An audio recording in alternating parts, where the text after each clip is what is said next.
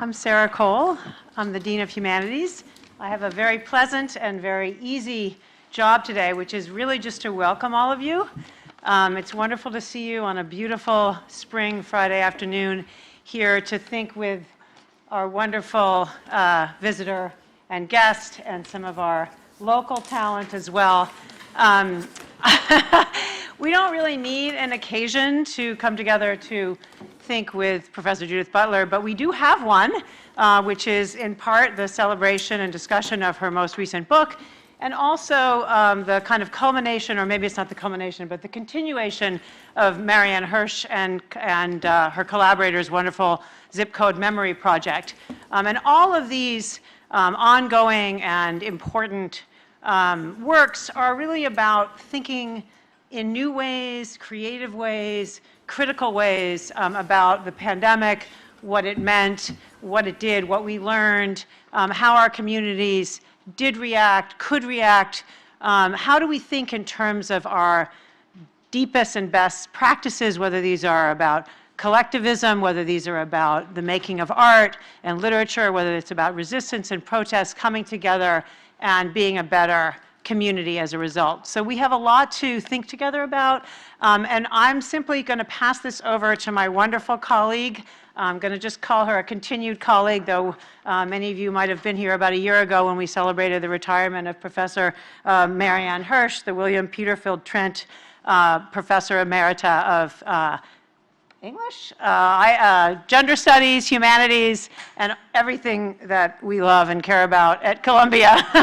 So it's great to have Marianne here to preside, and she will be introducing our distinguished guests. I'm just going to say very briefly that Marianne Hirsch, in addition to everything I just mentioned, is a wonderful and important figure, of course, in the whole field of memory studies, of which she's considered rightly a kind of founding parent.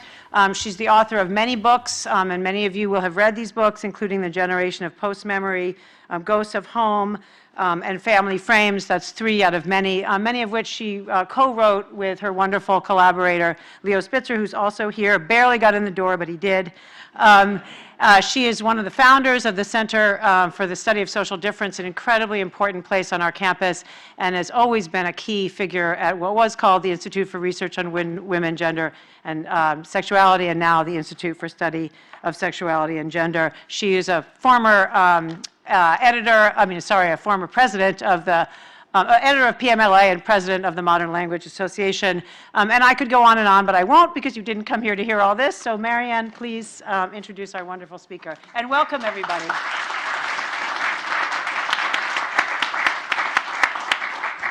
Thank you, Sarah. I did not expect this at all.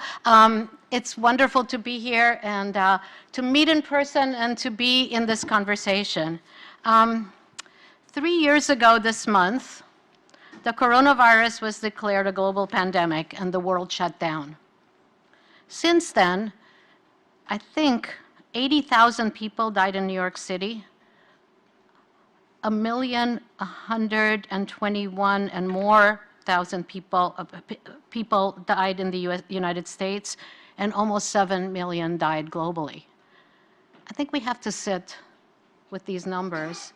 We can recite these numbers, but the loss is immeasurable.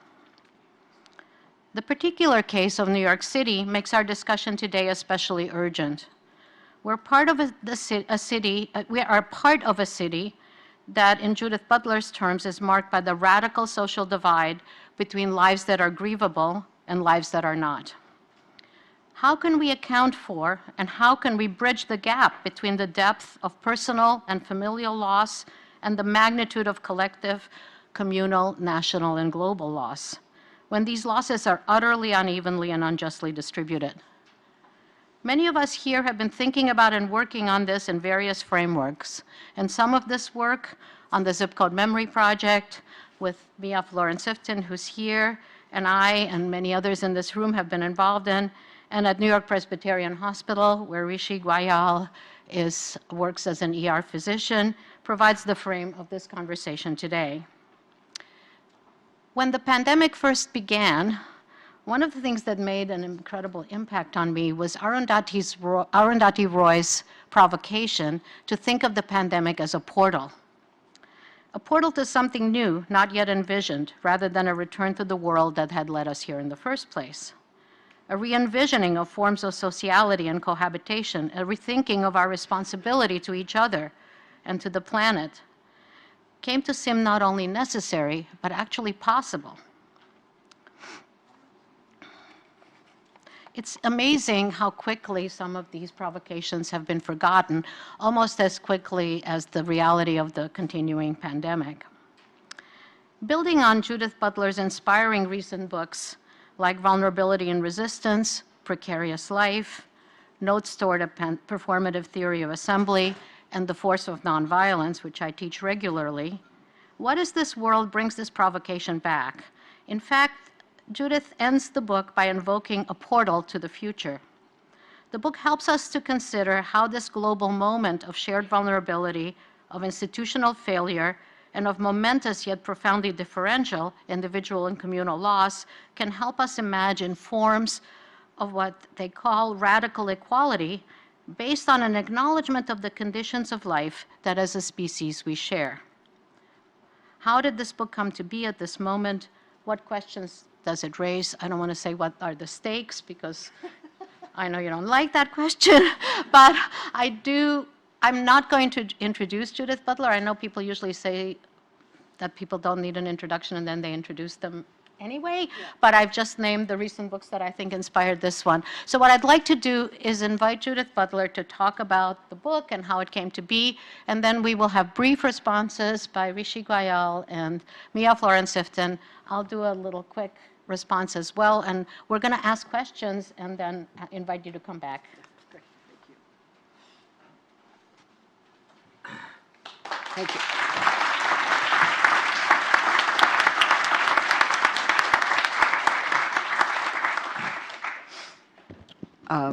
Thank you. I am also short, so if this is an obstruction, I'm sorry. But that's okay. Sometimes I remember to ask for a step, but that's a little bit kind of infantilizing. But it's okay. In any case, I'm very pleased to be here. Hi, Bernard. I see he's going to give me a step. No. Oh, fancy technological fan.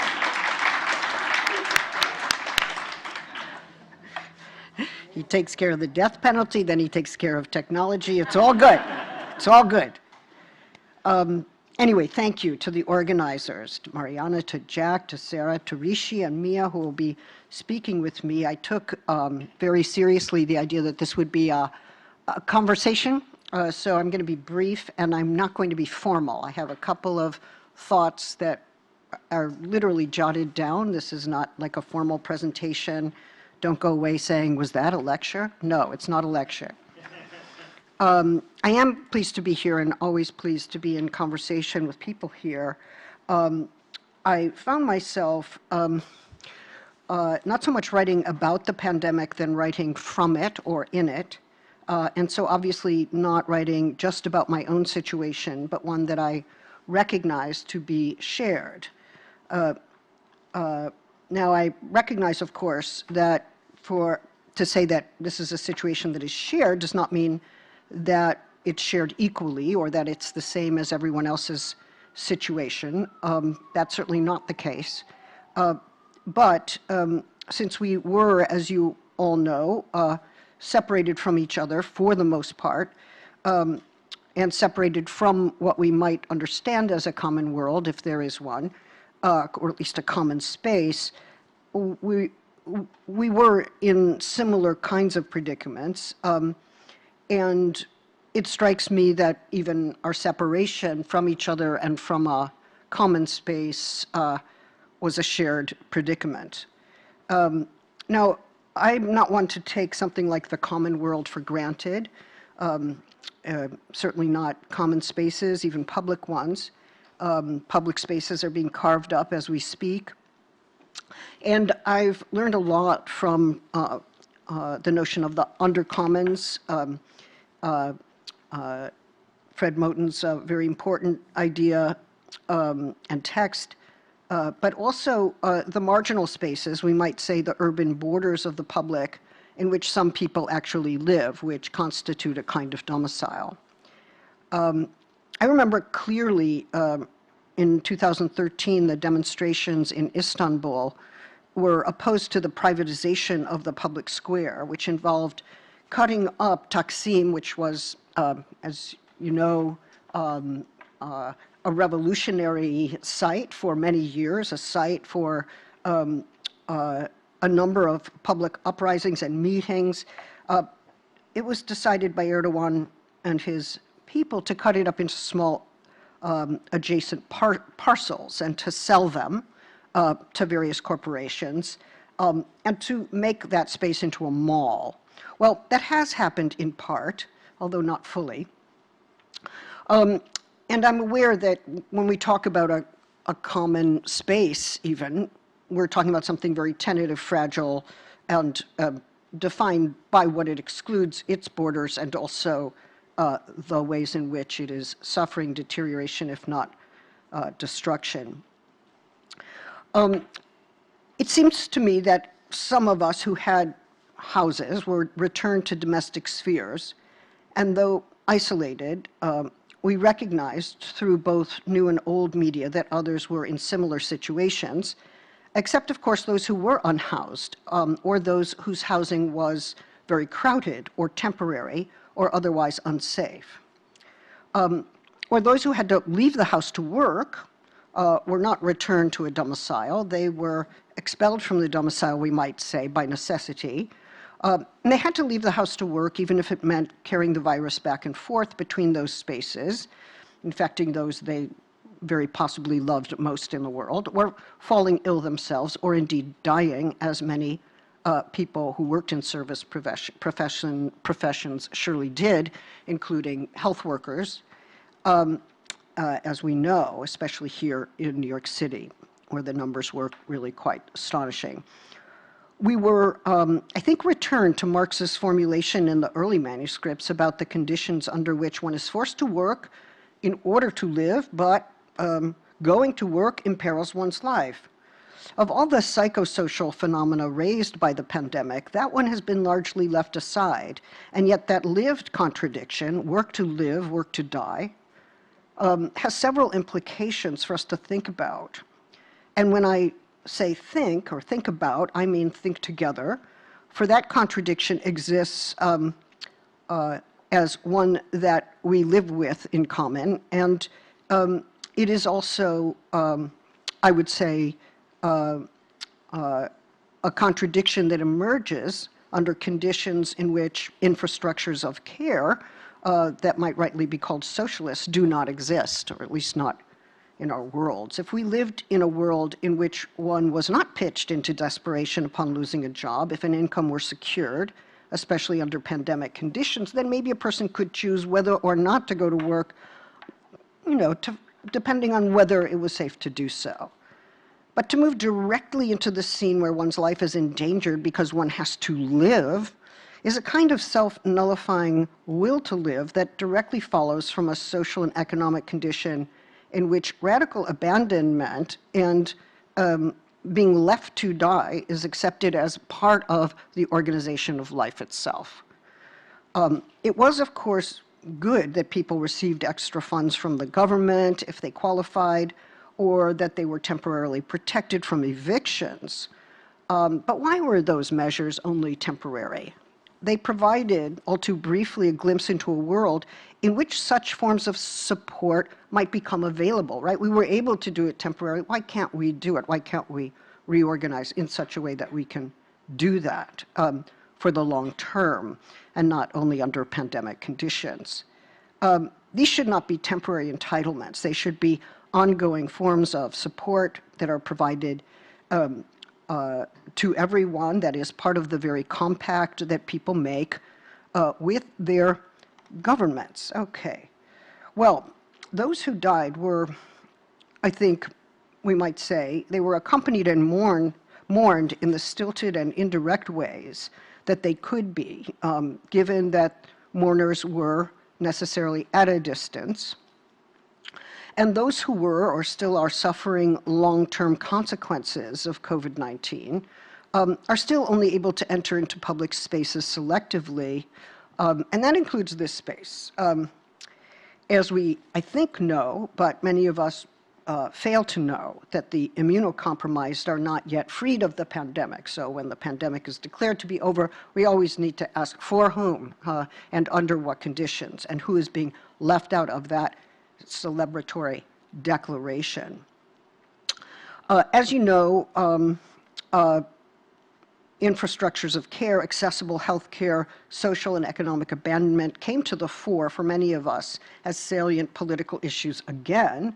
And for many women, the re-domestication of care showed how easily they could be slotted back into housework or even scenes of abuse. For queer and trans kids, the lockdown often meant finding support on the internet or being trapped in family spaces that not only isolated them, but denied their existence or made them live with their dead name.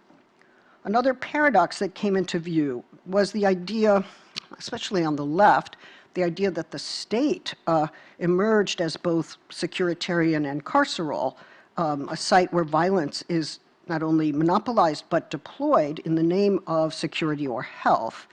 And I think as health or security became occasions for the expansion of state powers, we saw a reinvigoration of a form of left libertarianism, maybe exemplified most happily or emphatically by Giorgio Agamben.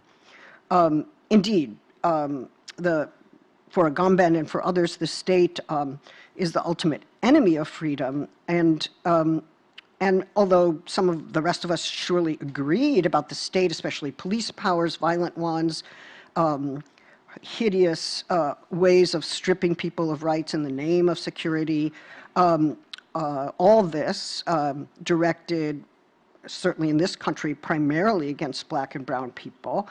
At the same time, we were looking for stronger government commitments to healthcare and social services, guaranteed income, debt forgiveness, and public education, more robust controls on carbon emissions and extractivism to check and reverse climate destruction.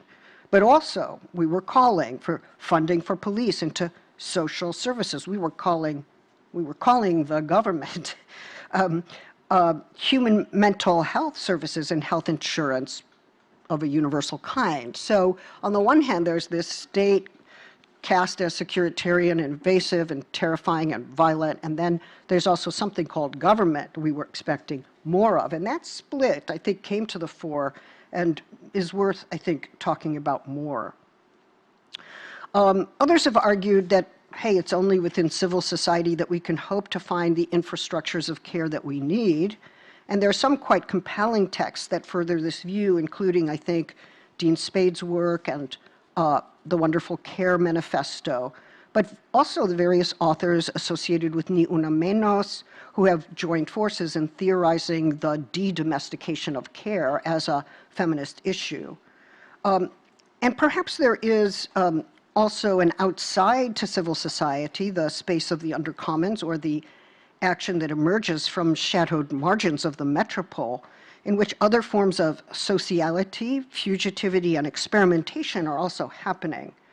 And if we think, for instance, about the southern border of this country, where people are now being detained and deported, where Biden's continuation of the Trump policy heightens the vulnerability of those who are seeking to exercise an international right to petition for asylum, those folks are being punished for even trying to exercise that right. So we find, once again, the violence of state power directed against Black and brown people from the Americas, and the systematic abandonment and deportation of people at the borders is indeed a form of state violence that maintains ties with other forms of carceral power and brutality and their right-stripping powers. At the same time, the borders are also the place for infrastructures of care, experimentations in providing care, and that the border is not just what divides two spaces, but it is itself a space, and for some it is the space, the border on which they live and live together. The many vicissitudes of racist state violence also came to the fore, as we know, including police violence lethally directed against Black people, and the clear demonstration of the state's life-taking power. And in another context, I would like to talk about rights stripping and life-taking as two dimensions of contemporary fascism. But I think we did see the fanning of fascism in several places, and maybe I can talk about that later.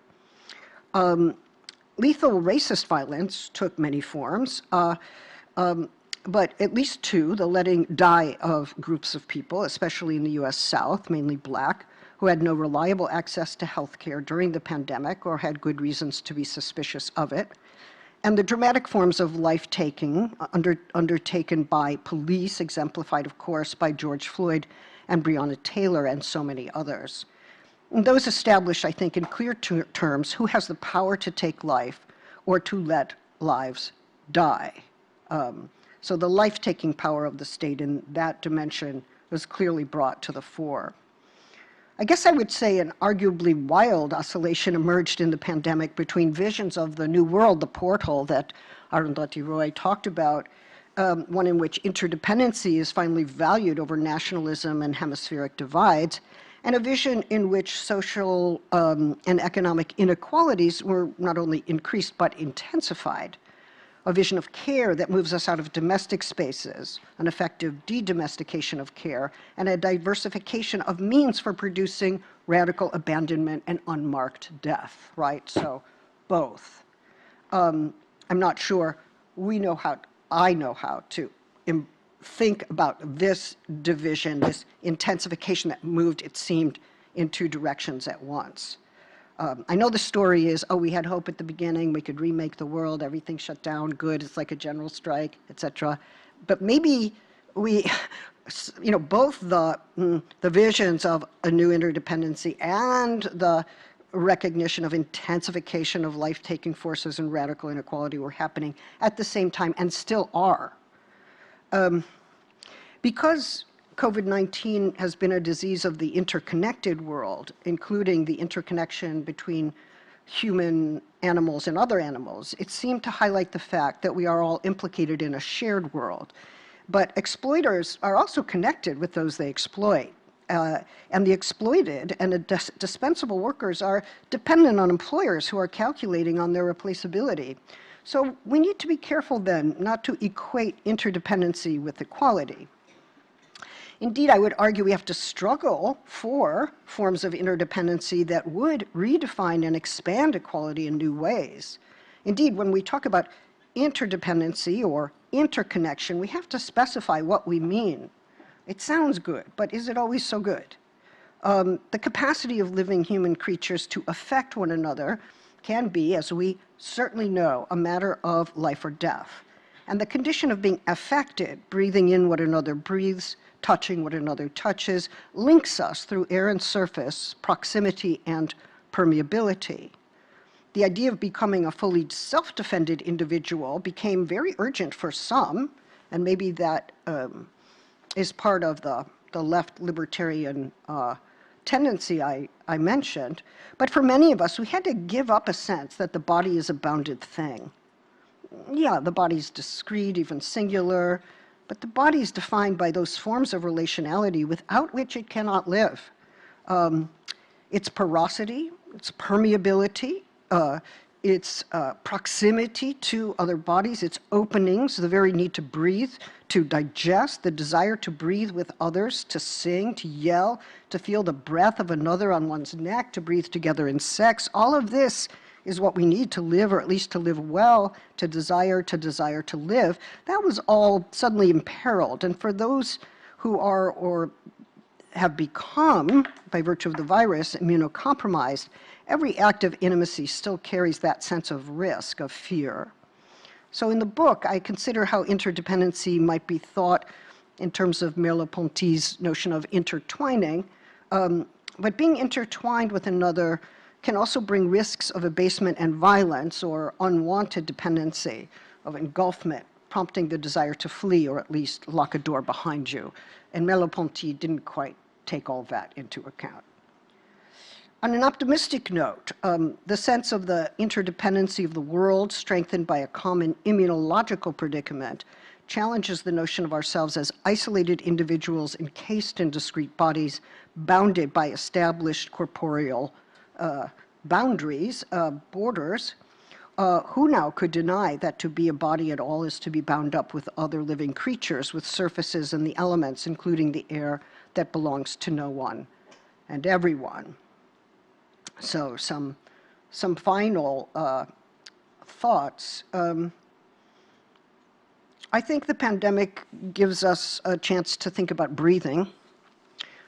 It's been a time in which the struggle to breathe in proximity to others has taken many forms, in which many people were hospitalized and intubated in order to breathe. The struggle to breathe with others who may be infected in scenes of forced or obligatory proximity, especially prisons, borders, encampments of the unhoused. They were all in that predicament of having to breathe in order to live, knowing that breathing imperils their lives. What does it mean to lose the proximity of others? What does it mean to fear closeness? How often now do we still fear closeness even if we are relatively immune? The struggle to breathe in a world that delivers some of its many toxins through the air, delivers toxins as well through the soil and the water, which has already destroyed life worlds in the rainforest and elsewhere, and is threatening many more. And finally, maybe this is also a time to think about the problem of mourning again. How do we mourn ambient death? Walking through the world, knowing that there are people, and I guess in the US still something like 350 people a week, which is close to 17,000 a year, if I'm correct. And those are rough estimates. People are still dying, or and walking through the world, or being in the world in some other way, where we're aware of ambient death, but we are told to set it aside so that we can return to the market, or we can return to our functional lives so that we can get industry moving again or make our workplaces functional. How do we mourn ambient death, but also how do we mourn that which we are still losing? We are now losing even as we seek to mark the loss, and certainly climate destruction brings that up for us. We are in the midst of losing, and yet we are mourning what we see as lost or as being lost, but our mourning also has an anticipatory dimension, right? We are mourning that which we will lose, and unless some other intervention is possible. What's the tense, what's the temporality of mourning under such conditions? Freud, a bunch of work on mourning tends to assume that a loss is discrete, that it has happened, that it's done. Might be mass death for sure, might still be uncountable, but the idea is that it's done and we are left to mourn. But these forms of losing are not done. And we need, I think, a form of mourning that emerges from our interconnected lives, including the connections between the living and the dead. Something that, by the way, is extremely important for Palestinian feminist solidarity, as they have taught us. A form of mourning which is also a demonstration for our common world, or perhaps our living earth, or the complex ways in which those two notions relate to one another. I think there are reasons to be suspicious of a manic declaration that sets all loss aside. We know that mania is one pole of melancholia, which is the denial or the failure to acknowledge loss. Manic declarations of the pandemic being over, I think, are very often market-driven and politically driven in relation to markets. They're also linked to excited forms of personal liberty that seek to pursue profit and pleasure at the expense of what remains tentatively common between us.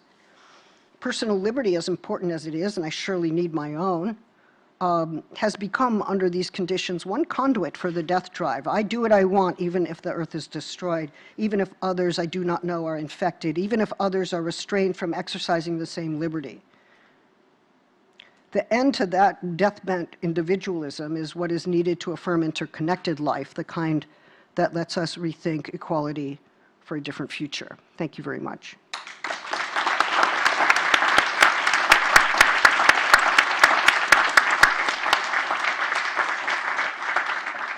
Thank you. Is this on? Yes. No? Now? Yes. Wonderful.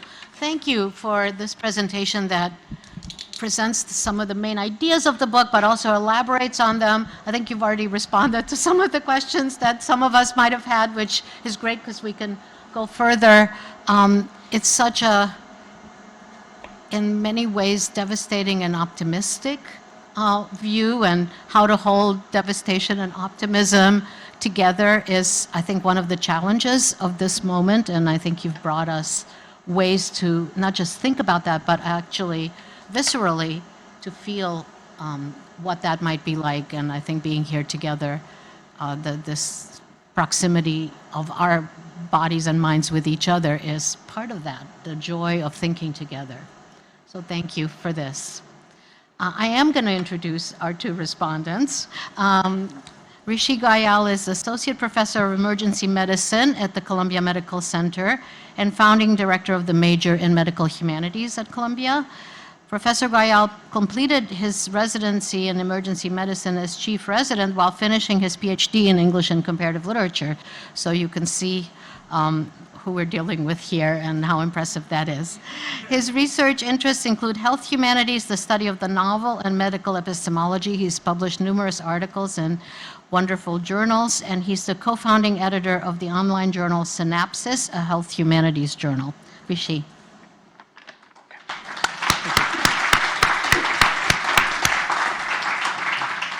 So thank you, Professor Hirsch, for that warm welcome. Thank you to the Society of Fellows and Heyman Center and to the Zip Code Memory Project for sponsoring this event. Thank you to Mia Florin-Sifton and, of course, to Professor Butler for making this event possible. I was asked to just offer a few brief remarks, which I will, and just a couple of questions that hopefully we can kind of all engage in collectively, and I can kind of get everyone's collective wisdom to help us answer them. We are compelled to be here today because of Professor Butler's urgent question. What world is this? Mm-hmm.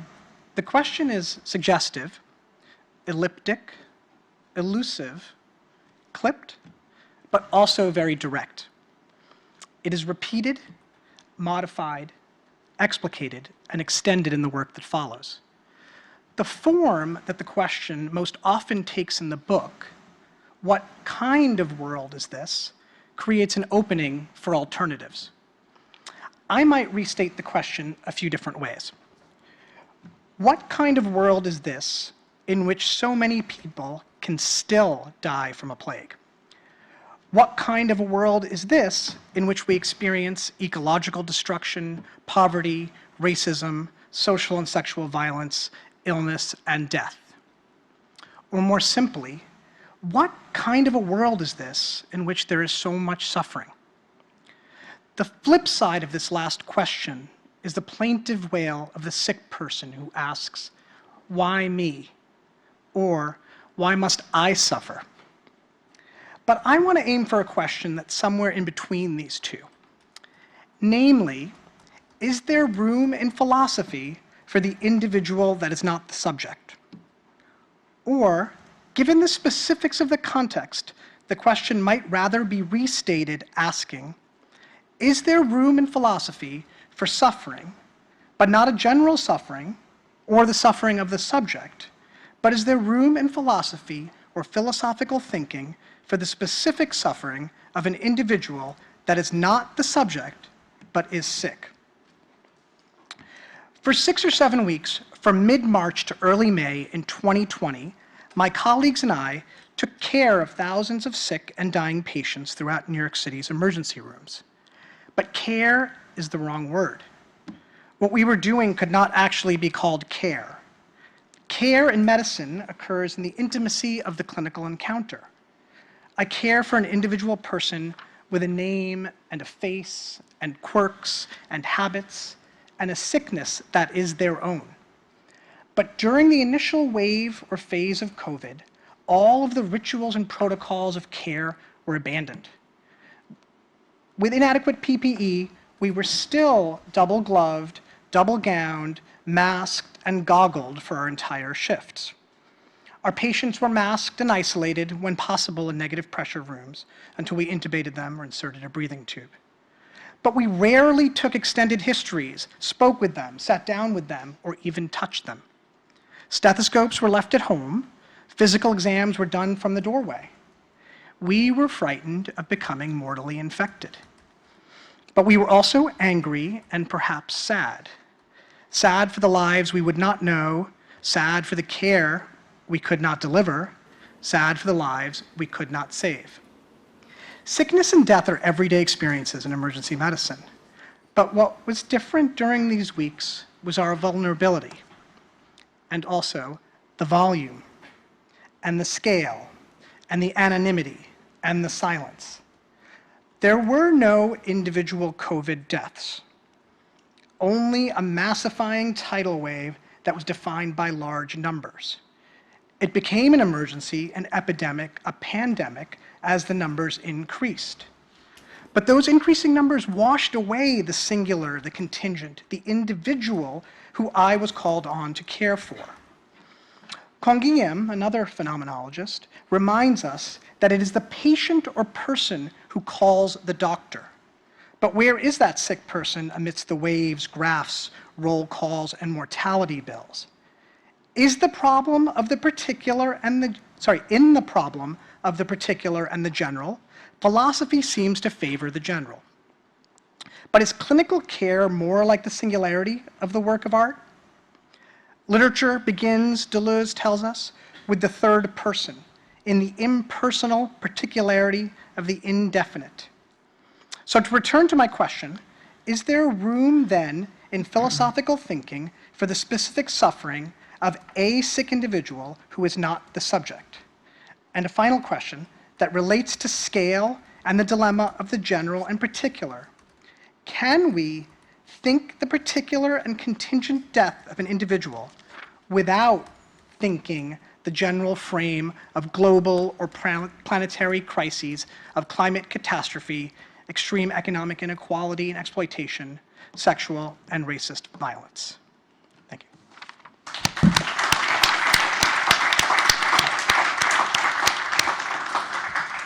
Thank you, Rishi. It's so much to process and think about. Would you like to answer now, or would you like to listen to the three responses? Yeah, why don't I listen to all the responses? Yeah, okay. Thank you. Mia Florence Sifton is next, a PhD candidate in the Department of English and Comparative Literature at Columbia, with research interests in contemporary and modernist literature and film, social reproduction theory, and critical theory. Last year, Mia was a Public Humanities Fellow with the Zip Code Memory Project, and the year prior to that, she was a Graduate Fellow in the Institute for the Study of Sexuality and Gender, where she organized a conference on radical care, which was actually really a wonderful conference. Mia also regularly teaches courses in feminist and queer theory at the Taconic Correctional Facility. She's published and is about to publish a number of articles in wonderful journals, and I know she has a lot to say to this book.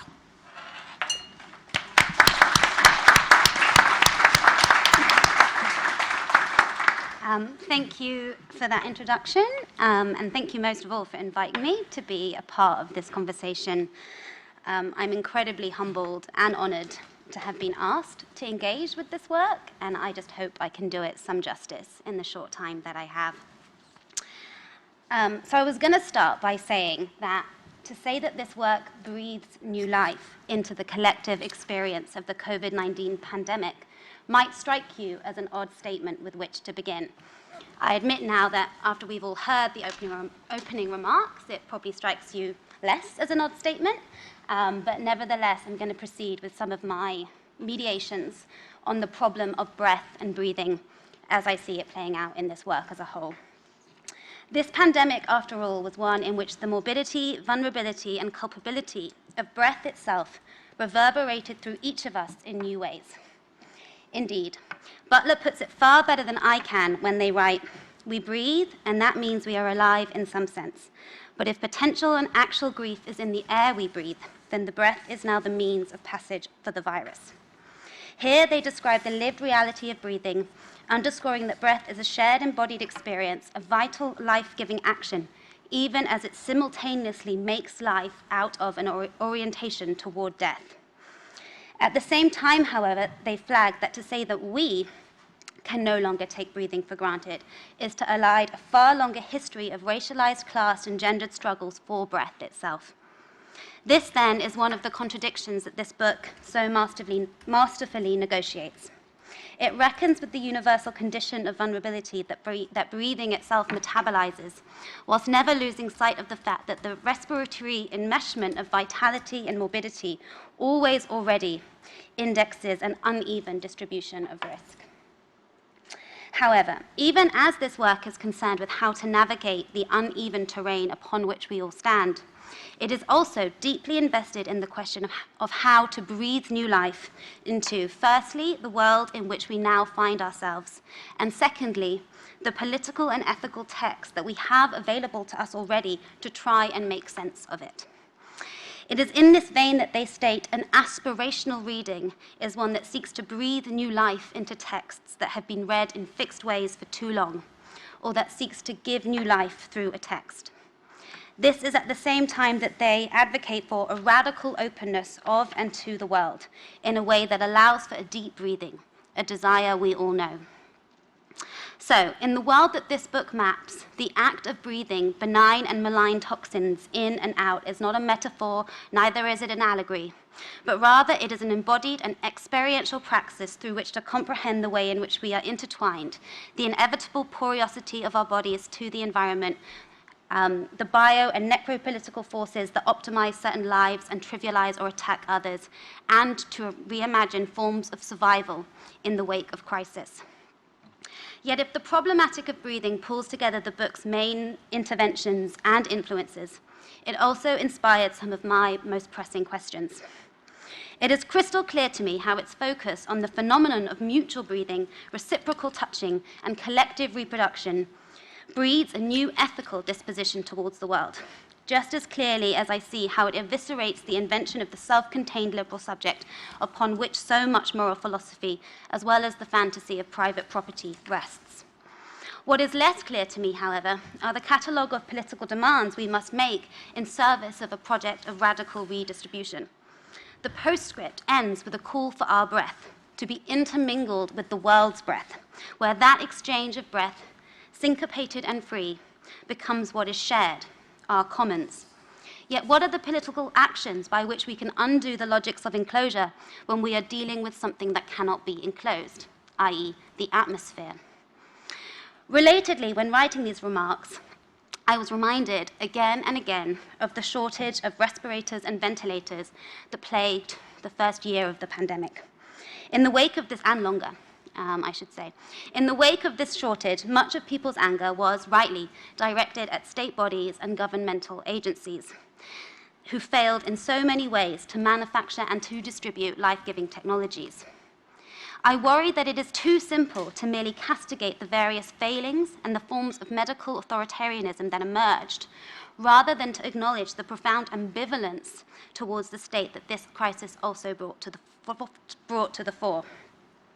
After all, this nexus between the alienation of political will to a sovereign and the latter's presumed capacity to preserve the life and the health of its subjects, especially in the face of epidemics and plagues, is at the very origins of modern Western political thought. How, then, do we imagine forms of public health, and in Butler's words, the conditions of living, that are not synonymous with the health of the state or of the body politic, or that further entrench our desire for sovereign monopolies of power? And so I had written that this ambivalence is present in the book, but it was an ambivalence that was also flagged in the opening remarks. And so rather than sort of repeat the sentiment that the state kills and debilitates in the very same breath that it deals the tools for healing, I'm just going to finish with my kind of last final question, which is how does a focus on a total interdependency and ecological responsibility to one another help us to separate our desire for the state from our desire for collective health and our desire for medical health care specifically? Thank you.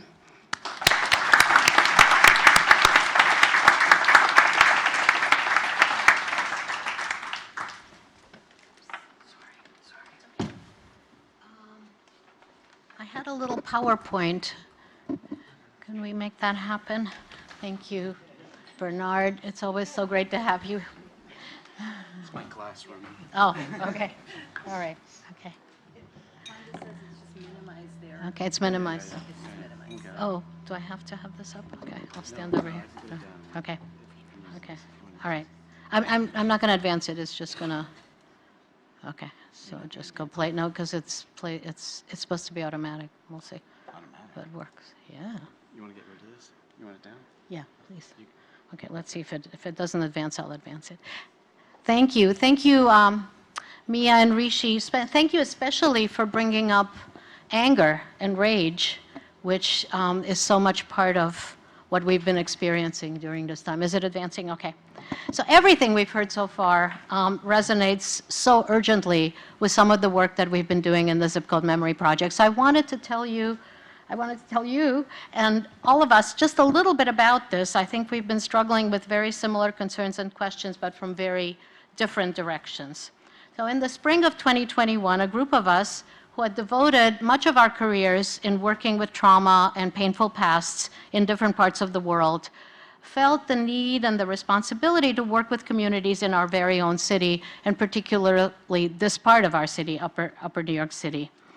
My partners, Diana Taylor, Susan Mycelis, Lori Novak, Laura Wexler, Maria Jose Contreras, Mia Florence Sifton, Li Shi, Leah Emililea, and others who are here and many others who are not here, all came together to imagine what we thought of as a necessary post-pandemic project. And precisely we wanted to create a space, a common space, as you just mentioned, where mourning could take place, convinced that we would be urged to move on, start spending money, return to normal. It was not a post-pandemic project because we were in the midst of several more waves of the pandemic. But what we wanted to do is learn about the networks of care that had sustained our communities during the pandemic, and to think about how those networks could be extended to create a space where communities could commemorate and mourn their losses, devise practices of repair, and articulate demands for justice.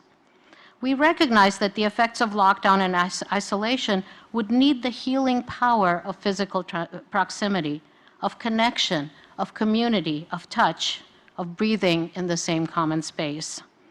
We hope that sharing memories through storytelling, through active listening, through Theater of the Oppressed workshops, and other creative art-based activities could forge meaningful paths of connection through the life-affirming potential of togetherness, just simply of togetherness. Combining art and theater practices with broad-based theoretical understandings of trauma, of grief, and body memory, we search for ways to be together and to build a process of accompaniment, of seeing, listening, acknowledging, and where possible addressing past wrongs and alleviating present pain in creative and even joyful ways. Could we reimagine zip codes not as zones of separation, but as interrelated spaces of connectivity and mutual care? That was the challenge, and that was what we've been trying to figure out ways to do, and it's a project that grew as it went along, that had a lot of challenges, the main one being the pandemic and its continuing effects, and how you breathe together when you have to mask and are still afraid of each other.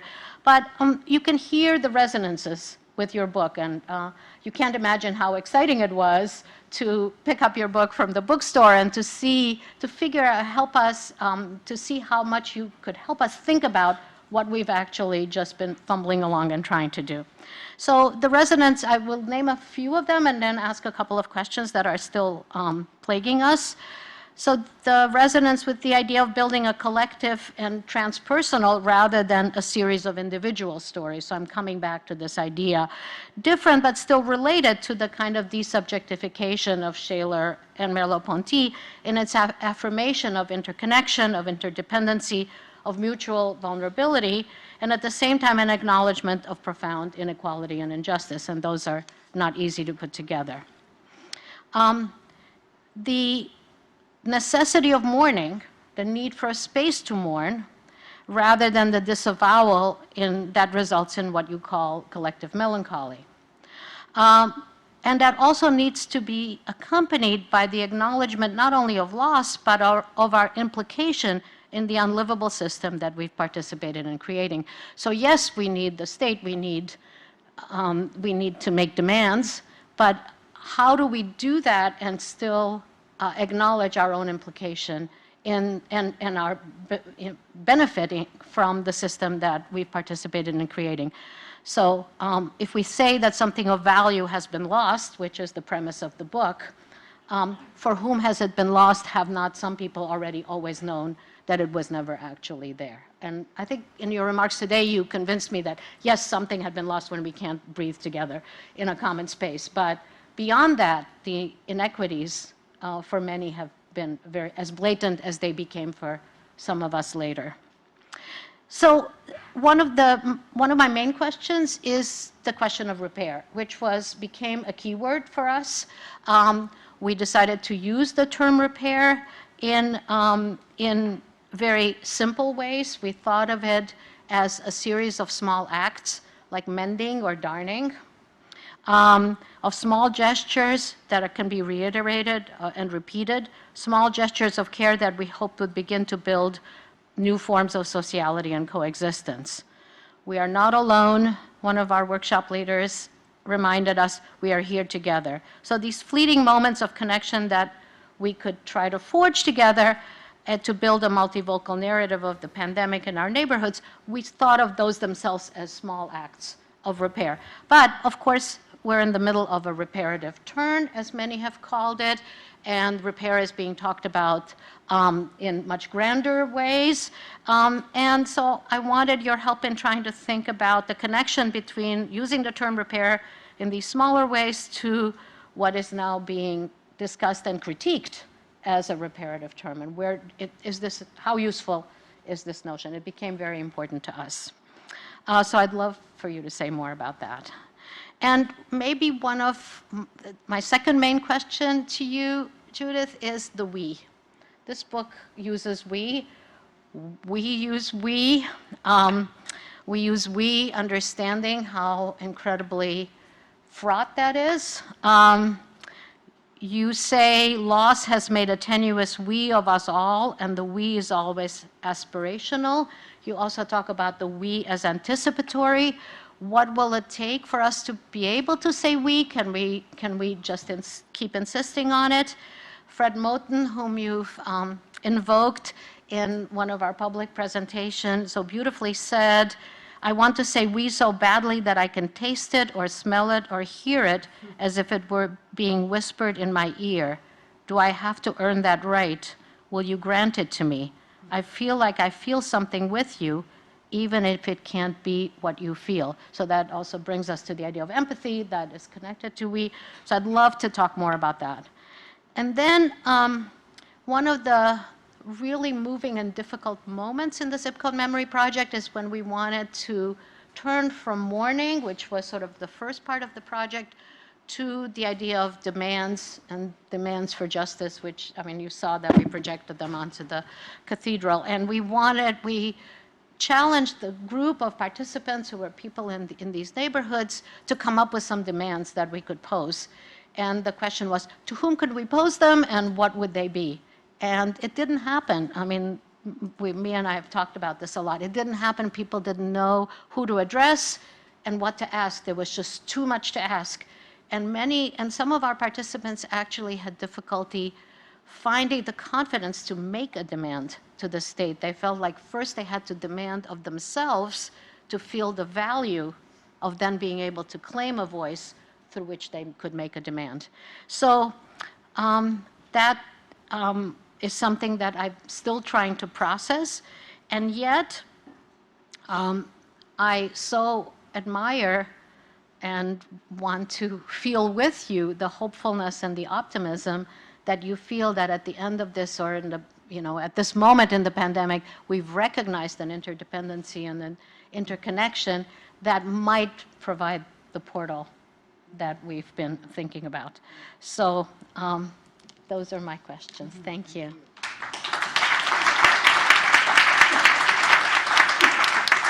can turn this off. I don't know how to turn it off. Oh, thank you. Little mending, So- little mending. A little mending. Yeah. Thanks. Do I then reclaim a spot here? I think so. Okay. I think that would be a good Okay, place. good. Well, thank you very much. You've all given me a lot to think about. One question, do we call completely inadequate care something else? Do we need a different word? Or do we say, this is what care became under these conditions, and it's terrible that that has happened, and it should not happen again? And I don't know what the stronger approach is. It seems to me that if we say, look, this is what care became, and care should become something else, we have a kind of normative framework for that. If we say, well, care is the ideal form of care, and the radically inadequate form of it needs another name, then we may not be able to insist that care become something. We may not be able to struggle with care in its imperfect forms, even in its failed forms. So I don't have an answer to that, but for me it's an open kind of normative question.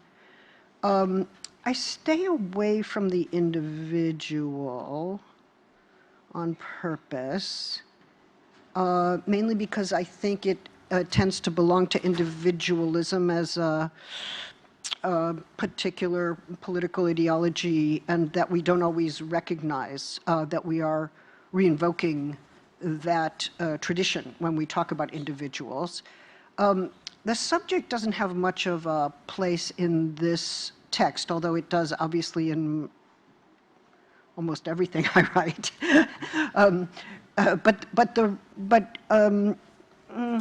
That's also kind of a contested term.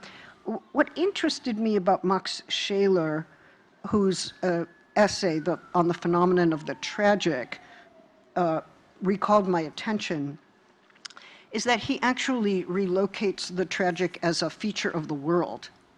It's an attribute of the world.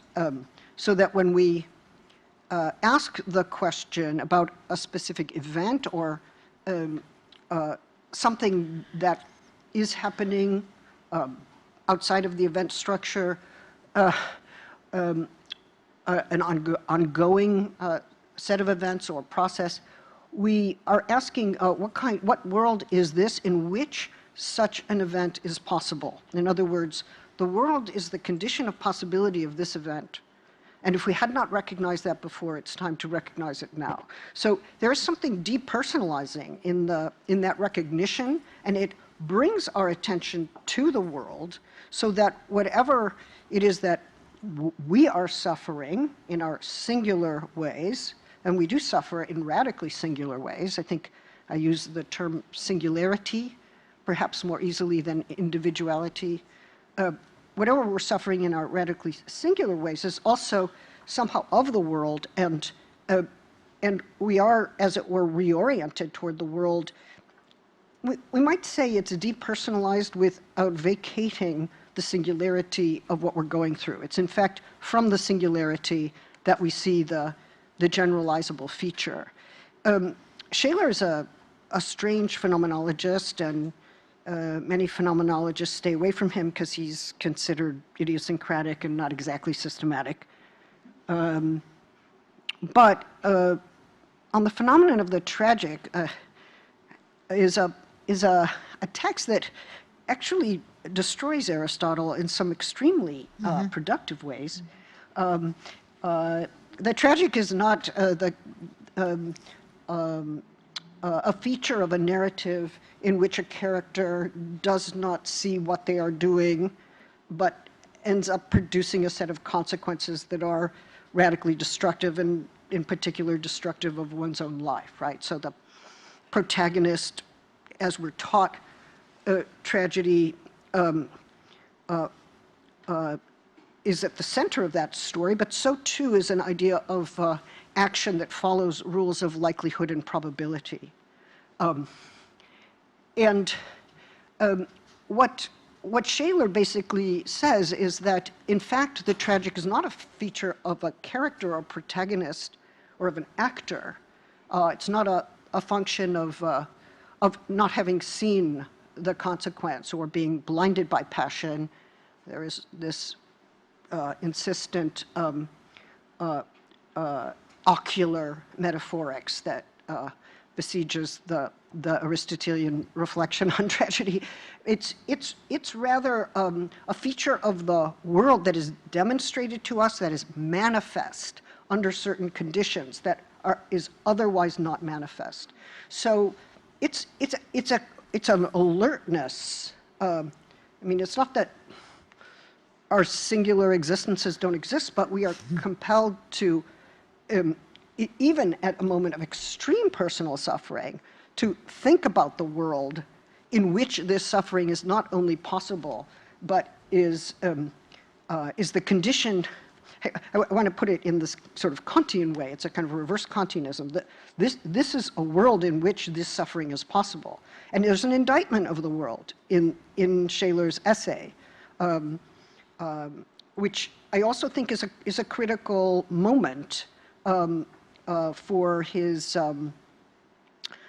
position. He also explains that there's a destruction of value that is happening within the world, and the world is the condition of possibility of that destruction. So coming to grips with that notion of the world is what the tragic facilitates, or maybe understanding that it is impossible to come to grips with that there's a kind of alertness to it that can't be reconciled with it. So if you ask, is there room for specific suffering of an individual who's at the same time that we think about the general frame in which that suffering exists, I would say absolutely yes. Absolutely yes. But it also means that in the midst of a hideous loss, there's also that sense that this is being repeated in hideous and singular ways. So even when you say there were individual deaths, even as there were no individual deaths, which is a radical thing to say, and I understand what you mean by it, even as there was a massification, it seems a massification of death. It's like, that's true, but why couldn't it be both?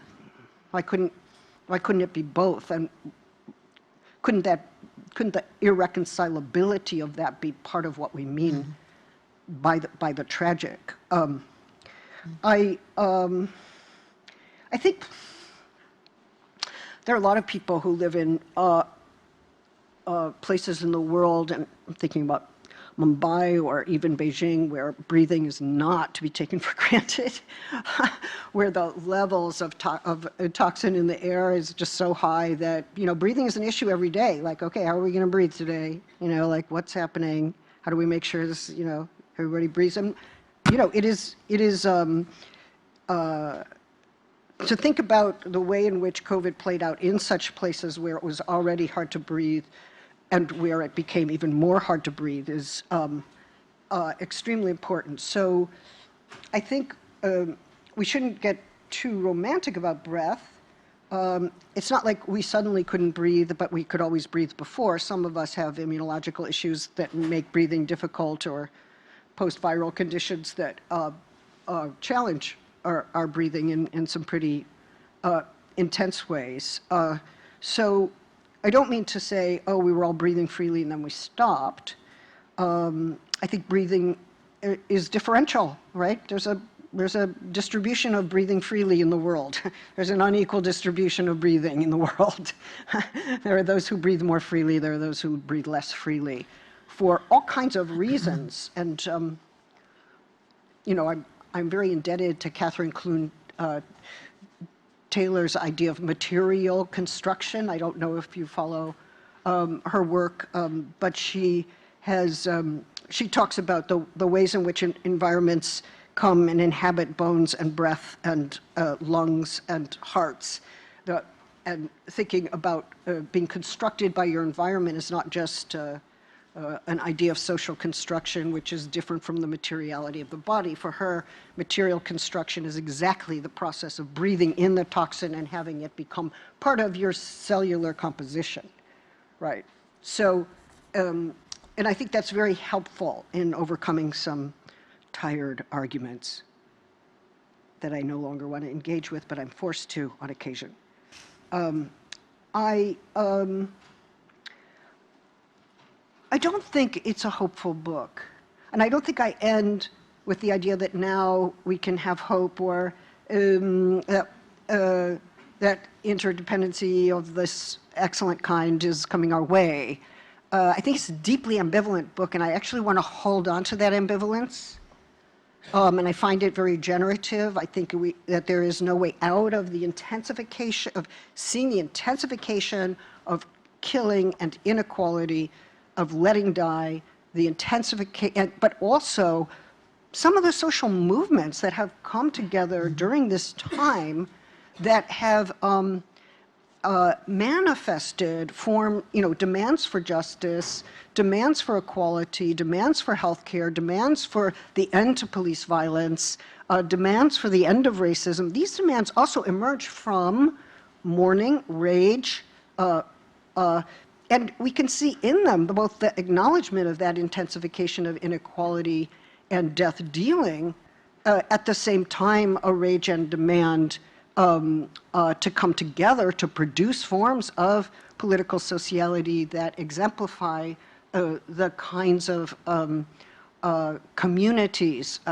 that should be formed and supported in the future.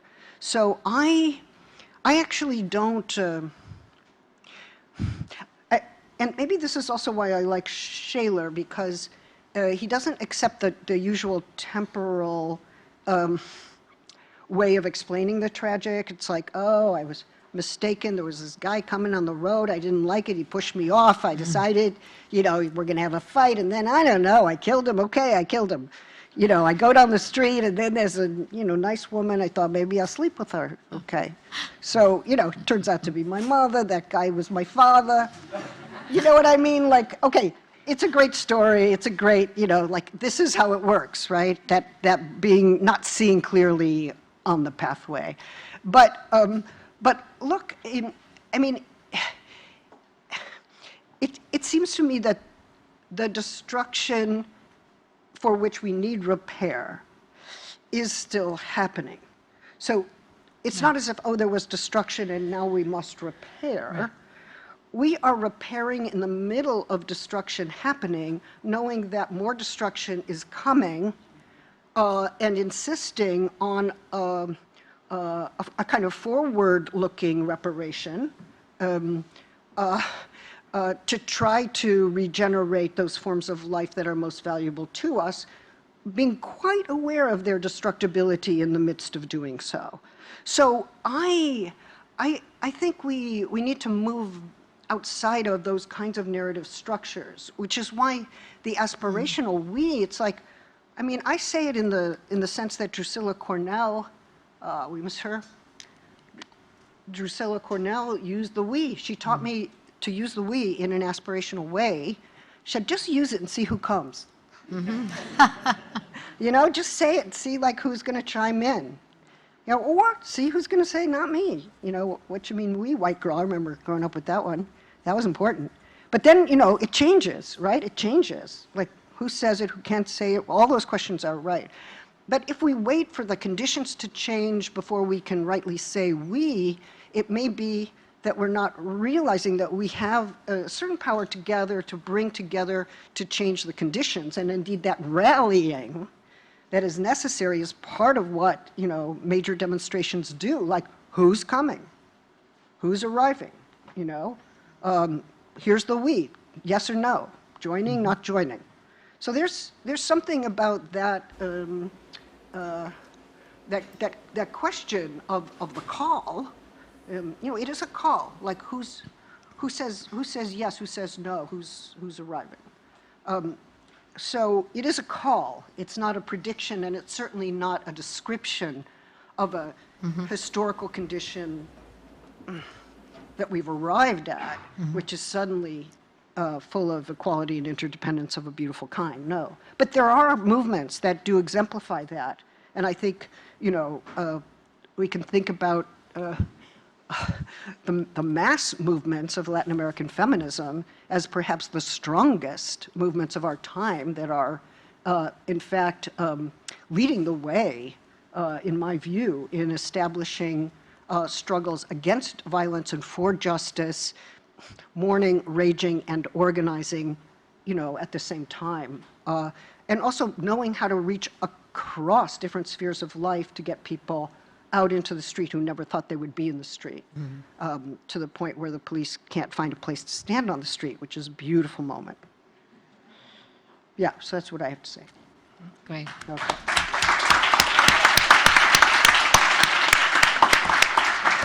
Mia, Rishi, follow-up questions? I think we could probably open it up to the audience, right? Do you have anything? Okay, we already have audience questions. I have more questions about the tragic, but Okay. but go ahead.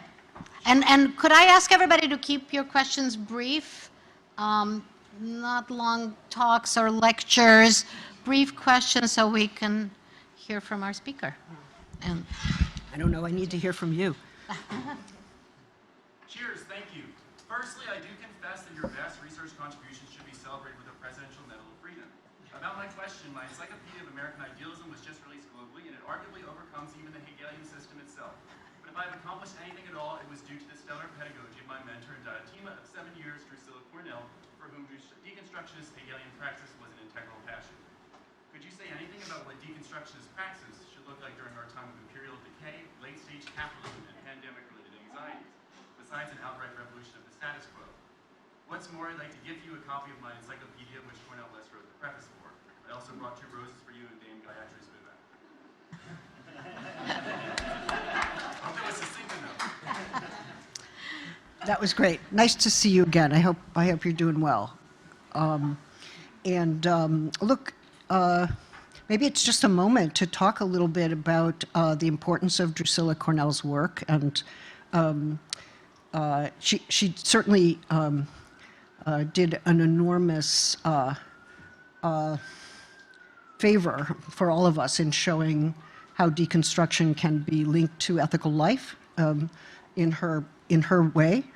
She also developed a way of thinking about women's freedom in relationship to reproductive freedom and reproductive justice that I think is enormously powerful.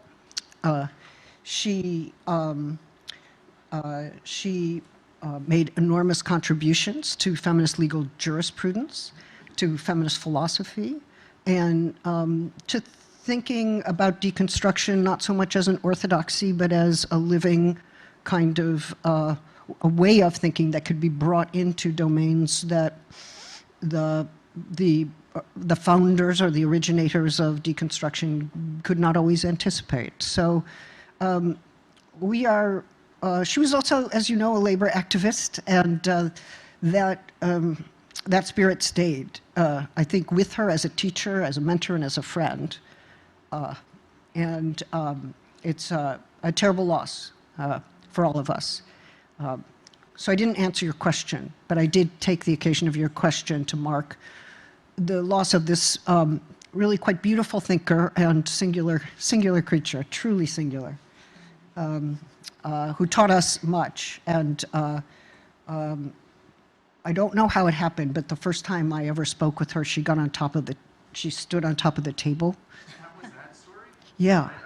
Yeah, she stood on top of the story, and I think it was at a philosophy conference. She stood on top of the table, and it was pretty good.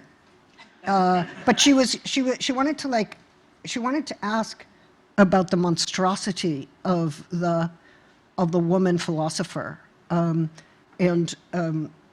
also to illuminate something about the distorted sexualization of women thinkers. And she made her point, and she also made friends for life.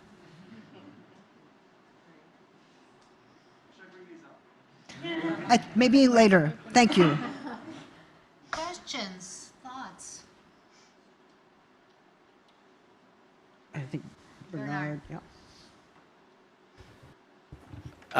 Thanks for the conversation. In response to Rishi's intervention, you said that I stay away from individuals, which I understand because of the political theory questions of individualism.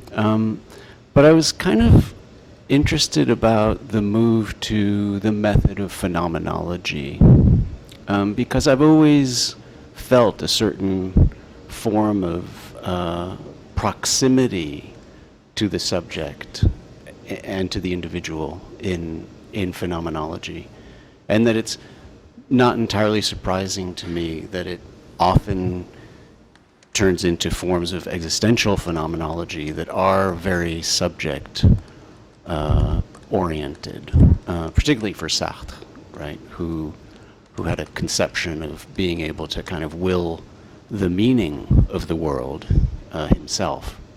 So I wanted to ask, how does the method work with that overarching issue? Yeah. Oh, that's fun. Okay.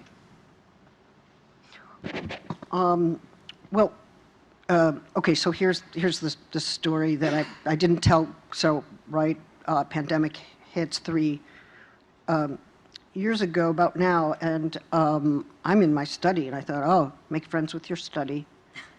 And behind me are all my graduate student books, including many in phenomenology, because I did study it extensively with my advisor, Maurice Merleau-Ponty, who wrote on Alfred Schutz, but also on Husserl and Sartre.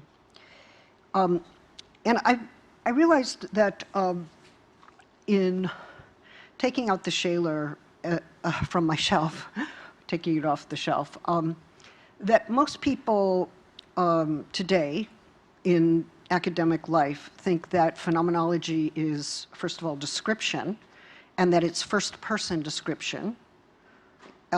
So when we say that something is phenomenological, we mean, oh, that person is just giving a description of their experience, or they're giving a description with maybe some detail of a general experience. But in fact, the earliest debates in phenomenology and the very beginning of the journal, Philosophy and Phenomenological Research, which as a graduate student I was obligated to read, the very beginning was a debate about the status of the world, and also a debate between those who were interested in the ego, the empirical ego, the transcendental ego, or the transcendental field, and those who were concerned with the noematic or objective features of experience, the doctrine of intentionality upon which it relies is a medieval scholastic one, which assumed a correlation between subjective ways of knowing and objective ways of appearing, so that this correlation was, could be investigated from both a subjective and objective point of view. And even Merleau-Ponty's intertwining was a corporeal effort to rethink that doctrine of intentionality that had been taken up by Husserl in some pretty exclusively epistemological ways. In fact, there's an entire part of the history of phenomenology that is concerned with the objective world, and that debated how to think about the world and its qualities and how they appear and how they manifest and how they become available to knowledge And some really thought you could do without the ego or the subject, and both terms are important for that history, and actually privilege the world and what they would understand as objectivity, although that form of objectivity would not be an easy one to reconcile with contemporary notions.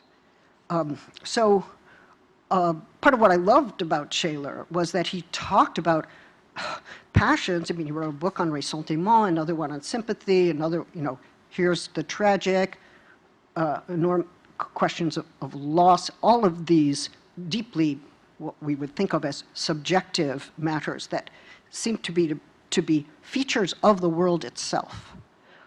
So there was a reorientation towards what they called the noematic, that I think has been lost in the contemporary kind of domestication of the term, which kind of breaks my heart.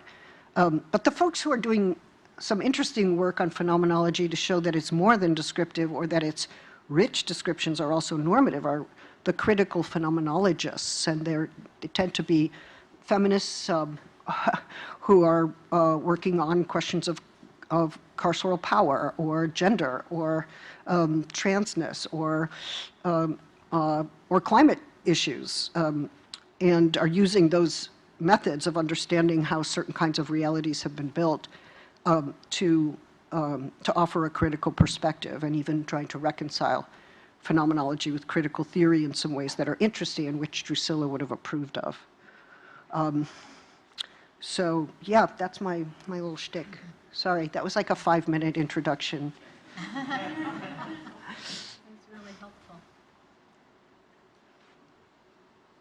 Yes. Oh, sorry. Hi. So I was really interested in your discussion of how we mourn that which we are in the midst of losing, and also your movement towards rethinking the narrative structure of tragedy, particularly of not just repairing what has been destroyed, but repairing in the midst of destruction, knowing that repair is still destroyable. And I guess I was thinking about what you were saying about forward-facing reparations, and I was really curious, maybe, is there that sort of connection in rethinking the time and order in which we mourn things in relation to the time and order in which we repair things? I'm sorry, I hope that made sense. No, it does make sense. I'm just thinking, I mean, if we think about the Black Lives Matter demonstrations that were happening in the middle of the pandemic, right? I mean, they were mourning losses. They were enraged by those losses. They were also making demands about a future. So can we say that they were mourning? Can we say they were demanding? Were they oriented towards a past loss? Were they oriented towards a repetition of losses that have accumulated to the point of exhaustion and unspeakability? Is it also futural, mourning, marking, demanding that this repetition stop, understanding that it's not just this or that event, but the world in which I would say this kind of killing is permitted to continue without ever being seriously checked. I don't know how to think about reparation except to say that isn't it the case that when we repair we repair damages, we repair in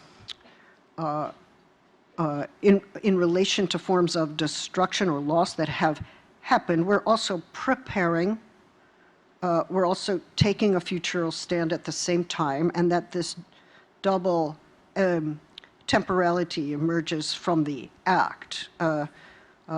We're not just lamenting the past or trying to repair the past, we're also, I think, acknowledging that that past continues into the present and will continue until it is checked, so there is a demand for that check. And so how do you mourn the losses of a repetitive violence where the repetition seems so predictable and horrifying at the same time, right? Being in the midst of that process, you're not just talking about this event or that, although you are, but you're understanding it as an ongoing process of a destruction and an ongoing process of both, I would say, repair and preparedness, or refusal, or breakage, or calling for the interruption of that repetition. There's something else going on. I was not able to say during the Black Lives Matter marches, I was not able to say, oh, which part of this is mourning and which part of this is the demand for justice. It's like, no. This is a rageful mourning demanding for justice. Let's allow that, to be there together, and maybe not, maybe hold that complexity rather than imagine temporally discrete activities that follow in some other narrative pattern.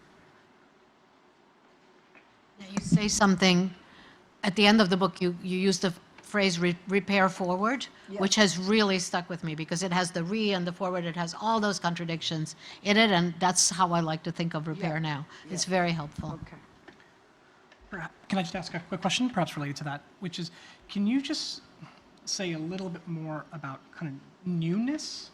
I think I was struck by this event, again, going back to, I think, the sort of singular and particular, is this sort of pandemic, are we in a new world, and what does that mean? Are we always in a new world when an event like this occurs?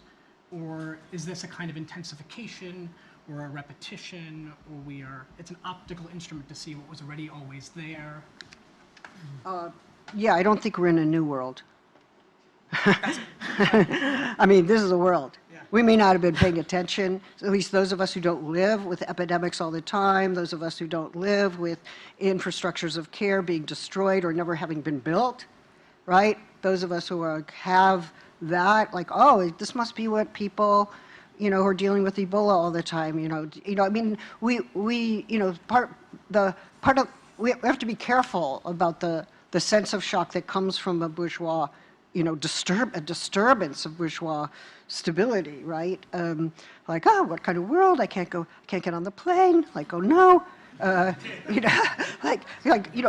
And then a different sense that this is massive, and it's actually that the deaths are most intense in parts of the global South or parts of the U.S. South where infrastructures of care have always been failing, right, or absent, right? So that's part of what needs to be attended to. Like, there's another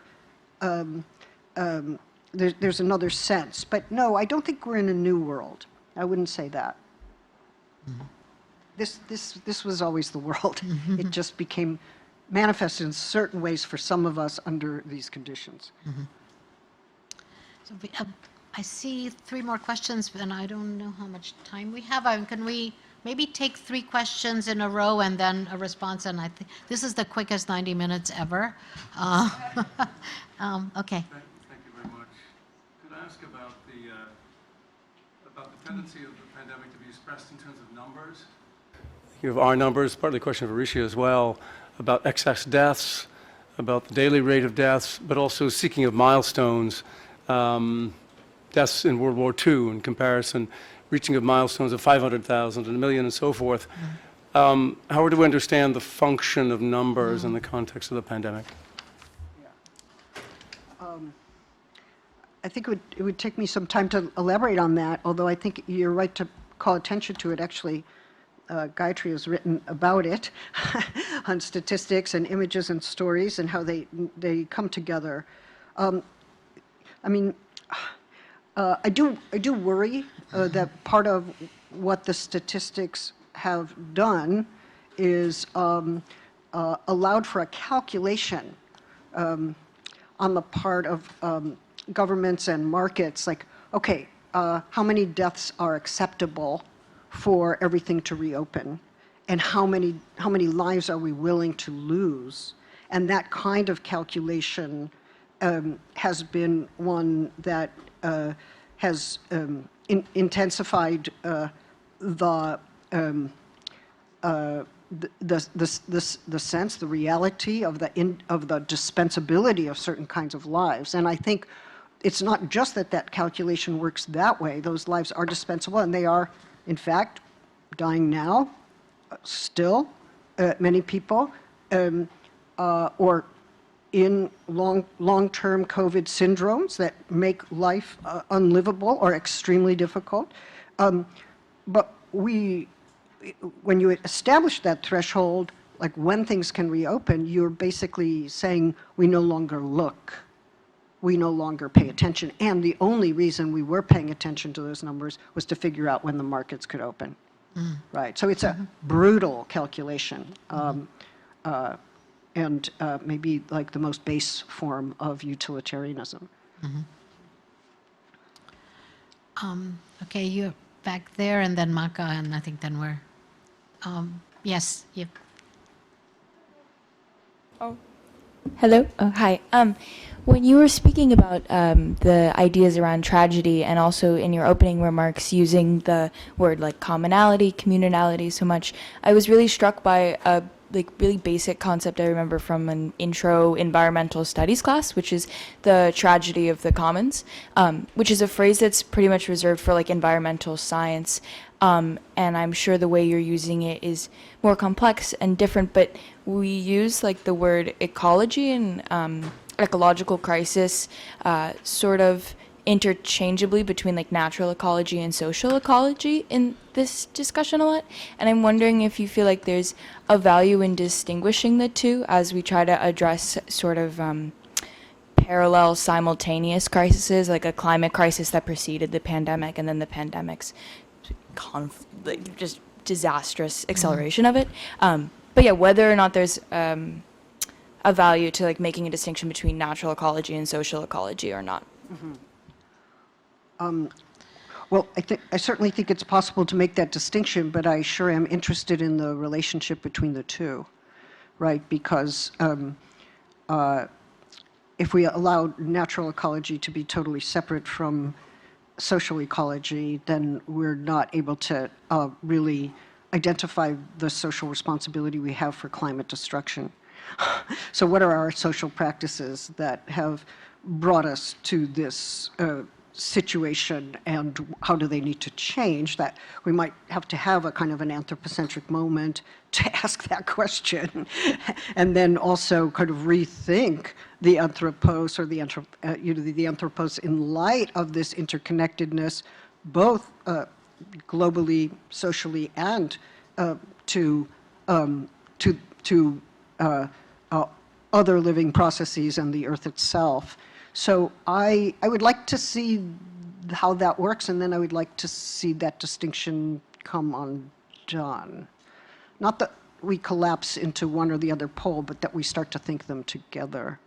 Maybe this is a moment to just say this about tragedy. I always hated it when wars were called a tragedy, or when the, I remember when in 9/11 was called a tragedy. I thought, no, it's not a tragedy. That's like the exact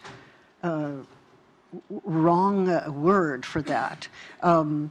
It was just some terrible accident on the road, and we didn't see it coming, or what is meant by that? It's not a tragedy. It's a form of destruction that's unleashed upon the world for very specific kinds of reasons with certain political aims. So I think one reason I could go back to the tragic with Max Scheler was that he actually understood what he was calling the quality of the tragic as a form of destruction. And it wasn't something that humans brought about by their errant actions. It was something entirely different. So I just wanted to clarify that.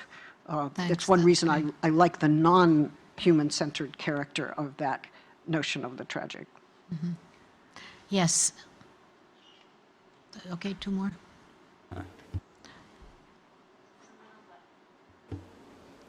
Is it on? Okay, perfect.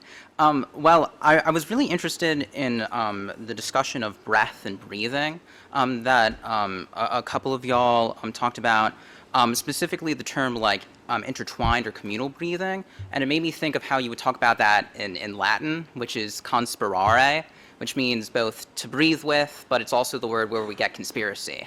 And so that implies that the kind of, there's a illicitness or illegality to the kinds of getting together that would enable us to breathe together.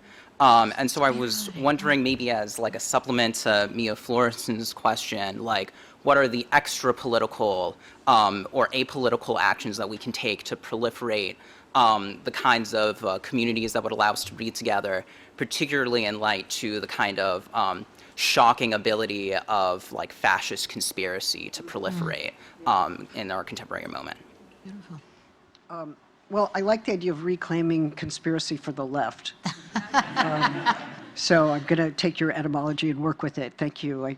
That's a gift. I don't have an answer to your big and important question, but thank you.